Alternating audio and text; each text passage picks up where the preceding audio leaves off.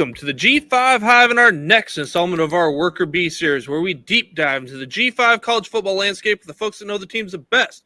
If you're watching us on YouTube, please hit that like and subscribe button. And if you're listening to us in podcast form, please rate and review. Today, we'll be taking a look at the Georgia State Panthers, who finished 7-6 last season. They capped off their season with a win over Utah State in the famous Idaho Potato Bowl. They wrapped up their 2024 spring practice with their spring game on April 12th. We have a special guest joining us today.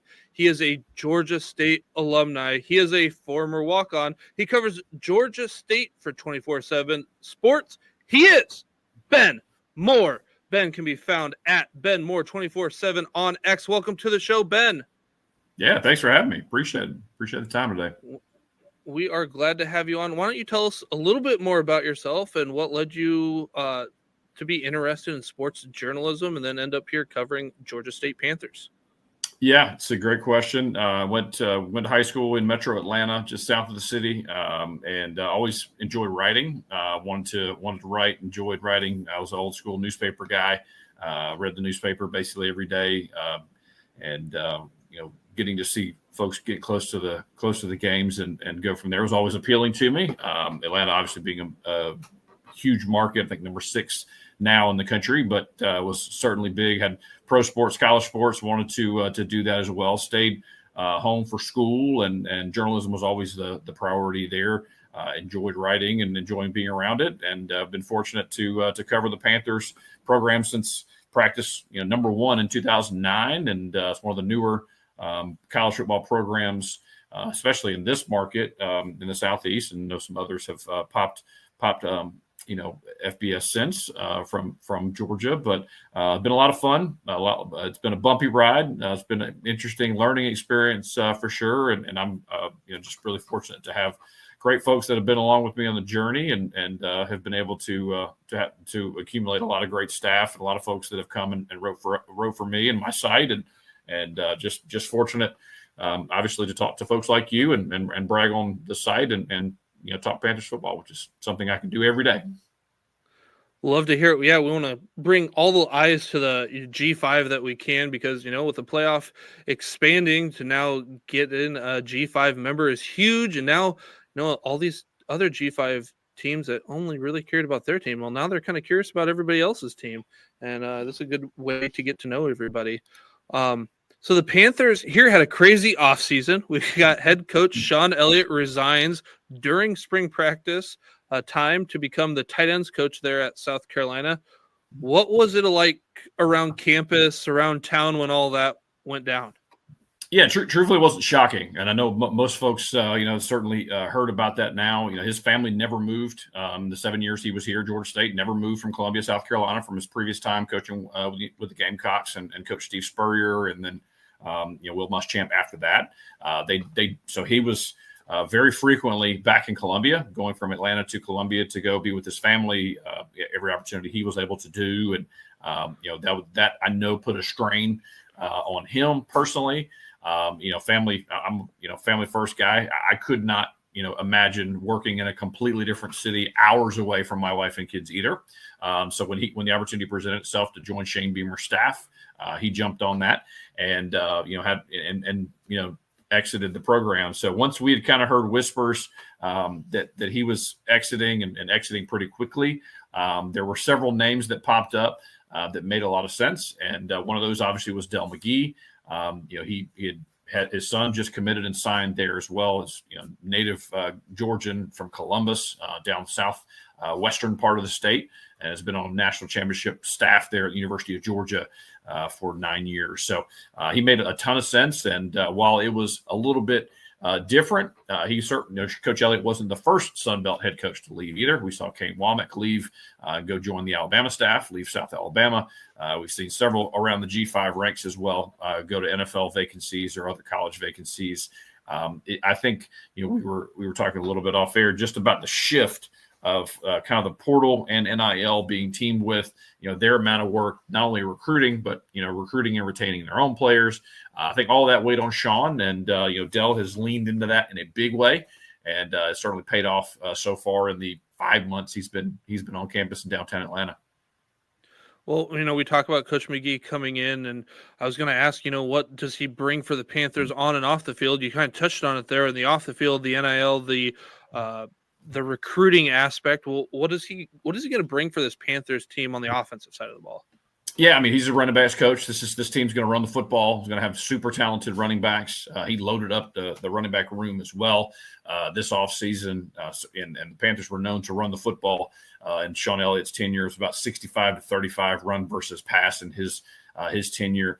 I can see something similar to that, but I think Dell wants a more pro-style quarterback and pro-style pro-style offense there under Jim Chaney and Ryan Williams. But you're going to see explosive players on every single layer, significant more size on the offensive and defensive line. That's something that I think he understands coming from an SEC and a power team, that he knows the value of that, knowing to move folks around. And I think this team is just going to have speed all over the place. That's the one thing that I won't say Georgia State was lacking, but, there was other programs in the Sun Belt and specifically in the Group of Five that may have had more speed pound for pound at certain positions. But I think that there's certain specific traits that Del McGee is looking for. He wants his guys to run track. He wants guys to move in space at a high rate of speed on both sides of the ball. And I think you're going to see that specifically on the offense. He's going to want some explosive playmakers, a lot of bigger playmakers. Again, as I mentioned, strong, powerful, quick running backs. Really tall wide receivers, went and got multiple guys who are 6'2", 6'3", 6'4" on the outside, just to really, really put the pressure on opposing defenses. So, interested to see how that all plays out and who plays.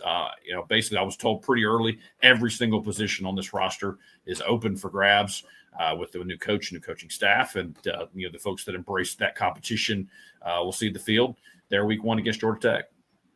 And you mentioned Jim Chaney. Coach McGee appoints him as the new offensive coordinator, who's previously an analyst at Texas A&M, but has plenty of OC background.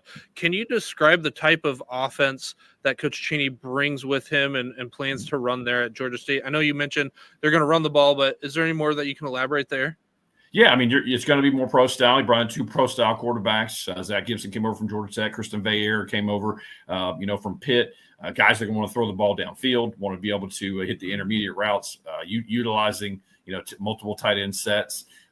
This offense was super run heavy. A dual threat quarterback, running backs, running a lot of inside power, zone, a lot of option plays and things like that. I believe you're going to see a little bit more of a change away from that as well. But the staff's also brought in guys that were quarterbacks elsewhere. Brought in 2 guys from Middle Tennessee State and Kyle Lowe and DJ Riles, who can kind of be offensive weapons, if you will. So guys that may be, running backs, wide receivers, just shifting to really get the best 11 players and most explosive players on offense. But you're going to see, 2 tight end sets. You're going to see 3 wide receivers, as much of a pro-style offense as you can possibly get. And this team wants to get out and, throw the ball and really apply pressure on all 3 levels. And I think, they certainly are building to do that once practice starts next week.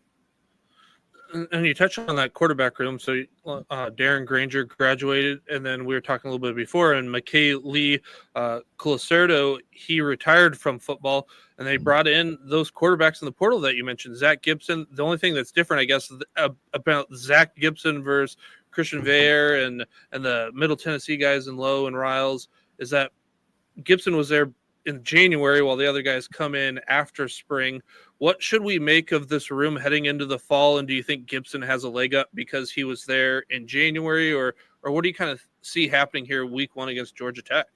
Yeah, Zach Gibson is an experienced guy. He's got 26 career starts, started his career at Akron, started 2 seasons there, went to Georgia Tech, and kind of in the midst of just a awful situation there, Jeff Collins, and it's been written about and documented pretty well, just how disorganized Georgia Tech was under that era. I don't necessarily throw all his stats out there, but I think he's a little bit more athletic than he was given credit for. But that program was certainly dysfunctional. Coming over in January certainly helps. He's able to kind of be the old guy in the room, if you will, been around college football for 5 years, understands play calls, and really looking to kind of get that opportunity. Vayer had a opportunity to play last year with Pitt, 7 games. Pitt's offense was dreadful. Just the planning of it was just not good. But he has pretty good arm.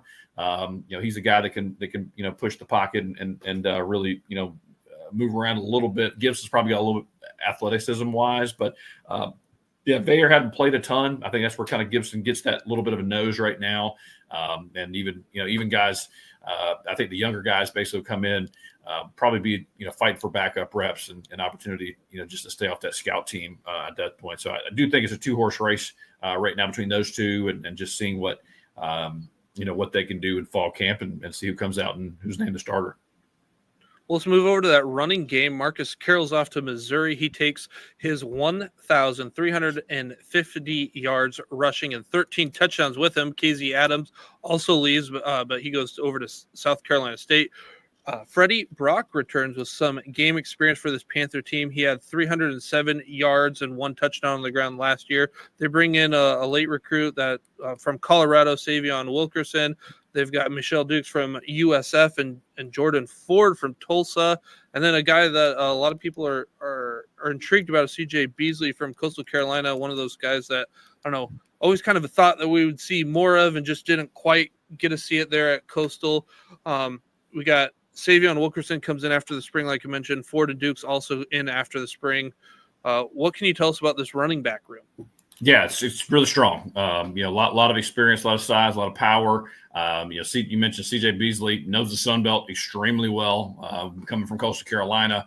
Guy that was just kind of nicked up several times in his career, really kind of stunted his growth a little bit, but he still played a ton.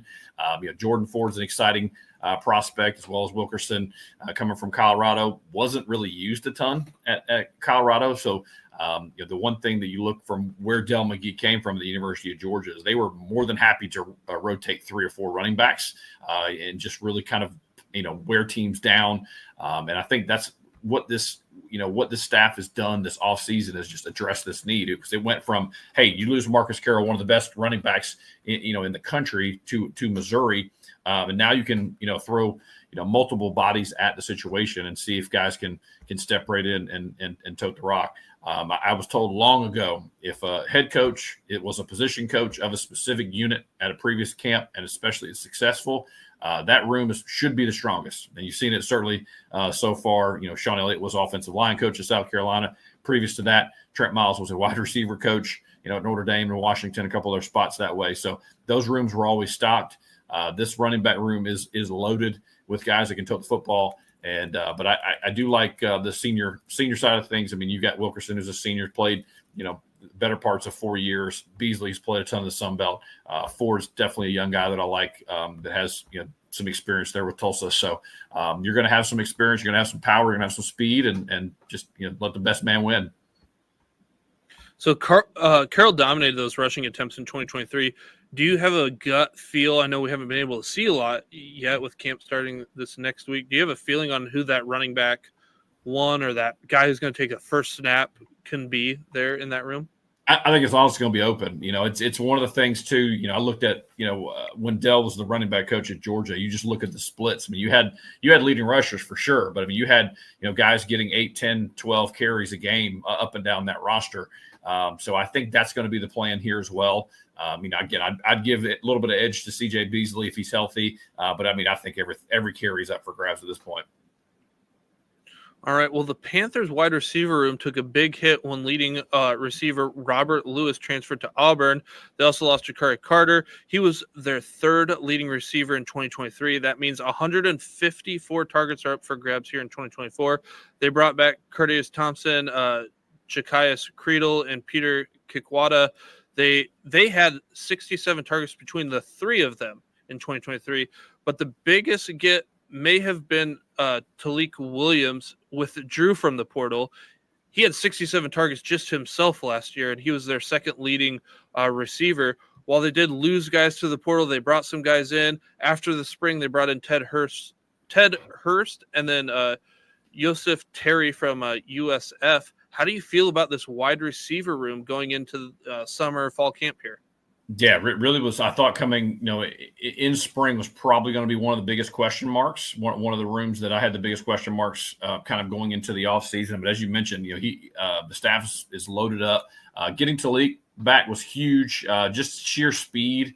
Really can't coach speed. He's from the same area in the state of Georgia where Del McGee is from. He's from an area called Pine Mountain, Georgia, just outside of Columbus. Those two, I'm sure, have known each other since Talik was in high school, and probably wanted to go play for Del, the University of Georgia. So there's certainly a relationship there. So he jumped out in the portal and then came back basically toward the end of spring practices. Del was able to kind of convince him to come back. Huge get there. You got Ja'Kias Creedle. He's been banged up for the better part of his career. Looks great getting off the bus. It's been one nagging injury after another. If he can stay healthy, guy that came out of UCF, pretty big body, and was a highly ranked recruit. As you mentioned, Kikwada had some backup reps last season, in kind of sparing duty. Kadarius Thompson really had a kind of breakout moment there in the bowl game, with so many guys out, including Lewis. Going ahead and jumping into the portal as he headed to Auburn, became that number one target, and showed out there in Idaho, catching a couple touchdown passes as well. So you have plenty of guys that will have the opportunity to catch the football. You mentioned Ted Hurst as a guy that came up from Division II. Very interesting story there. Kid from Savannah that probably felt like, hey, I was probably under recruited, coming out of high school, heading to a D2 school, and now has an opportunity to be, have a big opportunity splash here in the Sun Belt. So there's a lot of unknowns, a lot of guys that hadn't played a ton at this level, but ultimately guys, even a guy like Peter Tucker, who came from the junior college ranks. I always look at junior college guys. They're coming here for a reason, right? They want to play right away. They want to jump in, make their mark there. But yeah, Del wants some bigger targets, some bigger body guys. And I think, he certainly was able to do that. I think the size across the board has certainly improved in the wide receiver room at Georgia State. So in this new offense, how do you see those 154 vacated targets that I mentioned earlier being split up in this pro style offense? Spread the wealth. Is there going to be a guy that's targeted more often? Do you think? I mean, we haven't got to see everybody in yet, but do you have any thoughts there? Yeah, I think it's wide open. I really do. I think, if I had to give just a nod based on experience, I think Thompson and Talik, certainly Creedle, if he's healthy, or the 1, 2, 3 guys. You always got to look out for the coach's son as well, too. Austin McGee was the state 100 champion in the state of Georgia. He may factor at some point, just because he's one of the fastest players in the state of Georgia in the 2024 class. So, interested to see if he comes in special teams or wide receiver room. He played both corner and wide receiver in high school, but is going to start his career in Atlanta as a wide receiver as well. Again, they do involve the tight end as well in this offense. I think that's a room that certainly has an opportunity to take over some of those targets as well. But no, I definitely see the wide receiver, receptions and targets up for grabs at this point. Well, you talked about those tight ends and Chaney's new offense. How do you expect those tight ends to be utilized? And then how much of a role do you think they're going to have in the passing game versus blocking game? Since you said that, they kind of want to run the ball. What do you see there? Yeah, pretty comfortable, basically in inline blocking. They signed a former Georgia Tech commit, in Lane Waddle from the state of Indiana, came down and, enrolled early with the previous coaching staff. He has an opportunity to play right away. Amon Green's the guy that just really workhorse guy, doesn't get a ton of targets, but does everything he's asked to do, block in line, get out and make plays, when his numbers called. It's really been a threat down the seam in the previous offense. Certainly, the offensive staff being able to cut that tape on and see that he has the ability to run. He's a former dual threat quarterback in high school and gained, I think, almost 30 pounds since he's been in Atlanta, being the tight end.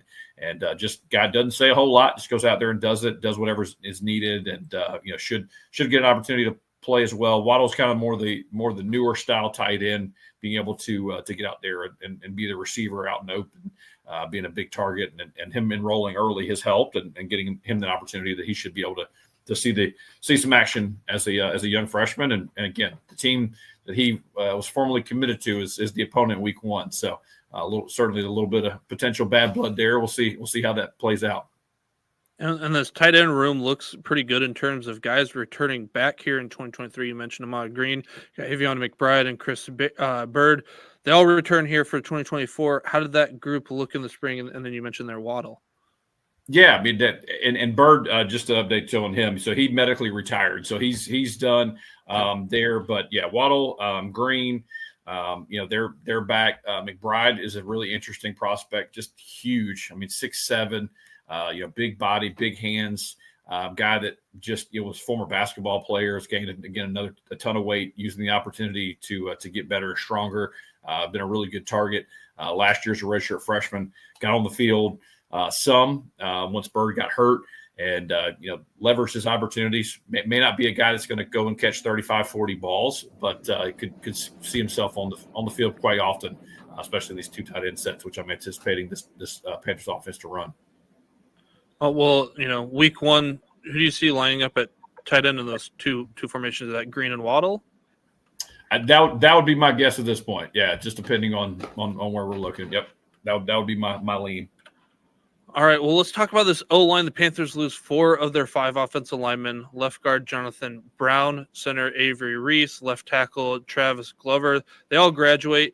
Right tackle Montavious Cunningham is off to Virginia Tech, and that leaves right guard Trevor Timmons as the sole returning starter for this line. Depth-wise, they also lose some guys that played some meaningful snaps last year. Tayden Ferris and Ben Chukwuma both graduated. What has this new staff done to address those losses? Yeah, they came in right away and only basically kept, I think the number was either 5 or 6 scholarship offensive linemen. So, just complete overhaul there. Went to the transfer portal really hard. Went out and just hammered guys. Going and get guys who were either JUCO ranks or transfers elsewhere, and just really looking for specific size. That's the overwhelming thing that you look up and down the roster, looking at, guys that don't have obviously a 2 deep published per se, but guys that will factor in left tackle, right tackle. Everyone's 300 pounds plus. You have enormous size up and down this offensive line. And I think that's going to be the overall sentiment of the folks that have come in, looking at guys like Will Larkins from Indiana, Malik McNeil, who started his career at Penn State, Joshua Black from Louisville, going and getting these guys from Power 4 programs to come in and kind of set that tone and really just improve the size and the strength of the Panthers offensive line. And I think that has been evident. Previous staff put a priority on quicker offensive line, guys that can get out and run, really get power, counter, things like that, get out in space and get on the offensive or get on the linebacker, get that second level. I think you're going to see a lot different offensive line this year, folks that really, are going to be able to mash people. And that's what the goal is so far with what he's recruited. I did mention that Ben Chukwuma graduated, and you mentioned that the new roster just went out this last week. I didn't get a chance. Did he actually? Is he back this year? Did he have another? Yeah, he's back. He's a former walk-on. So yeah, guy that played right tackle snaps last year, especially late in the year as well. And once Montavious Cunningham kind of jumped in the portal as he signed or committed to Virginia Tech. So he's been a rotational guy, and so he's a guy with some experience. Trevor Timmons, another guy, that had some experience there on the inside offensive line. If any NFL folks that are paying attention to this podcast, Lawrence Timmons is his uncle. So comes certainly from a football family there in South Carolina. Started his career in Charlotte. He's had snaps there. Alex Johnson is another guy, interior offensive line, that played some last year as well, playing center and in interior offensive line guard. So they have some experience back. Certainly a lot of snaps have exited, but just to get overall size, strength, they want to be able to overpower folks. And I think at last check they had the significant number basically of jumping offensive line over 300 pounds is pretty significant. And that's obviously a priority of this offensive line staff. So with these guys coming in before the portal or before the spring and after the spring, are there any like position battles? I know you mentioned again at the beginning, you said every position's up for battle, but do you feel like this O-line's kind of settled into maybe a starting lineup that we know for week 1, or is there a particular position that you're looking at? Yeah, I mean, I think all 5 positions on the line are open. I really do, because they're, knowing Coach McGee and wants to run the football, and that is a priority. I think this is going to be, you're going to have moving pieces. I'm sure the staff has an idea coming out of spring, and where guys are coming out in workouts. But I mean, you're not going to really know, I think, until week 1. I know he's not a huge fan of releasing a 2 deep either. So the 2 deep that may get published in before week 1's game probably may or may not be as accurate as it would be later on in the season. But I think that's a good thing. I mean, there's a lot of reps available. A lot of guys, as I mentioned, who have experience elsewhere, able to come in and compete right away for snaps. And but I think across the board, tackle, guard, center, every rep's open right now. And I think that's just the way Coach McGee wants it, just to have that fierce competition over the next 3 or 4 weeks. Well, a lot of things are new here on the offensive side of the ball. If you have to pick an offensive player to have a breakout type season in 2024, who's that going to be? I'm going to say Talik Williams. I think he really has the opportunity to have, not only running the ball, catching the ball, just cannot teach his speed. He was one of the speediest guys in the Sun Belt in previous years. I could see him, having the opportunity here and playing that slot wide receiver position for the Panthers and really, putting up pretty big numbers.